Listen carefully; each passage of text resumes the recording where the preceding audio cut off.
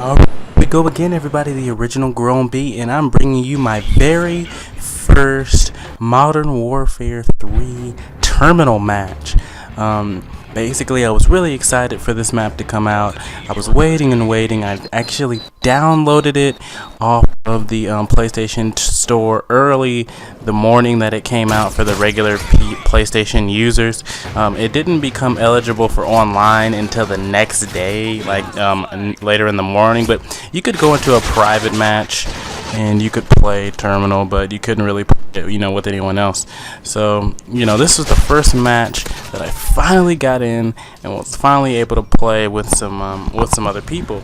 And as you can see, my first blood strategy ultimately still worked, and everything was ultimately the same way. Now, after a while, it's been a few weeks, so this map isn't as fun as it was in Modern Warfare 2, mainly because, man, camping is ridiculous on Modern Warfare 3. I'd have to say that the camping in Modern Warfare 3 has reached an all-time record. Call of Duty's constantly breaking records. They broke the camper record here on this one. They also broke the round-the-corner bullet record. They've also broke the commando knife record.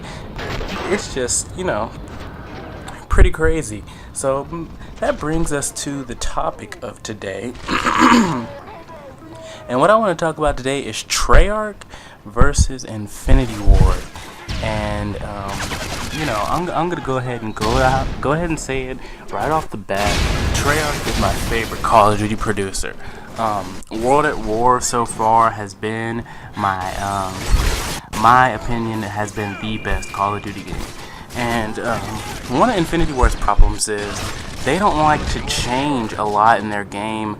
They're a little cocky about basically what they do. They go around and just act like the things that they put in their game is what the fans want. And maybe for the campers it is. But Infinity Ward, honestly, I feel like they make games for campers. Treyarch makes games for, outskilling someone. What you imagine.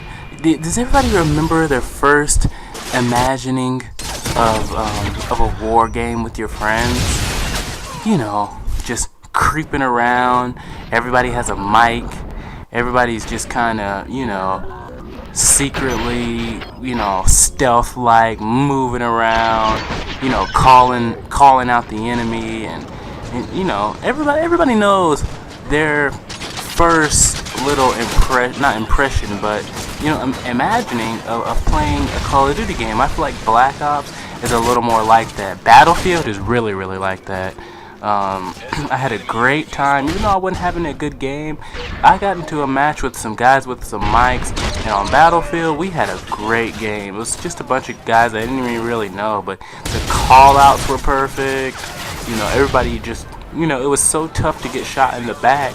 It made one-on-one situations so much more often. And instead of, somebody just spawning, coming up and shooting you in your back constantly. That's always annoying. Just like that. Death streaks. I mean, come on. Who should be rewarded for dying? I understand, sometimes it's just not your game and you need something to get you amped up and boost, get you a little boost. That's why Juiced isn't so bad. If you're going to make death streaks, they really shouldn't affect your health, and they shouldn't, basically force you to get a kill. It should maybe keep you from dying so quickly or whatever, but it shouldn't just force you to get a kill. There's no reason why I should lose an 8 kill streak just because someone else is on an 8 death streak. It doesn't make any sense. Another problem with Infinity Ward, number 1 was the death streaks, which I just talked about. Number 2 is their inability to make balanced guns. Now, name one overpowered gun from Black Ops. Let me try to think of one overpowered gun from Black Ops. It's probably a 3-round burst, but I really can't remember the name of it. I can remember every overpowered gun that Modern Warfare 3 and 2 and Infinity Ward has put out. You know, they put about 4 to 5 guns out that are basically unstoppable, and that's honestly completely unfair. I don't understand why they do it. You know, and they honestly don't really care. And that's what I like about Treyarch. When they see something wrong, they fix it. They at least try to fix it, even if that means that all of a sudden some new problems arise that you know, that they'll have to address in like maybe their next game. But honestly, you know, Infinity Ward can update their games. They can make it where a silenced MP7 doesn't still shoot at a sniper's range. They can do that. They did it with the 1887s when they made them trash. They upgraded all these other guns that didn't really need to be upgraded. They can do stuff with some of these overpowered guns. They just choose not to. So if you don't have one of those 3 or 4 or 5 overpowered guns that they're always going to put in their games, then you're at a disadvantage. And how fair is that?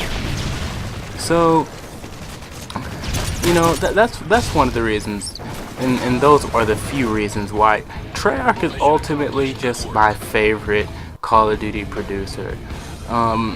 Honestly, I'll probably make a part 2 about this and try to get on Treyarch a little more. This video seems kind of biased, but I haven't decided if I'm going to do another part 2 of this. But honestly, you know, Infinity Ward needs to get it together if they want to have a Modern Warfare 4 or whatever.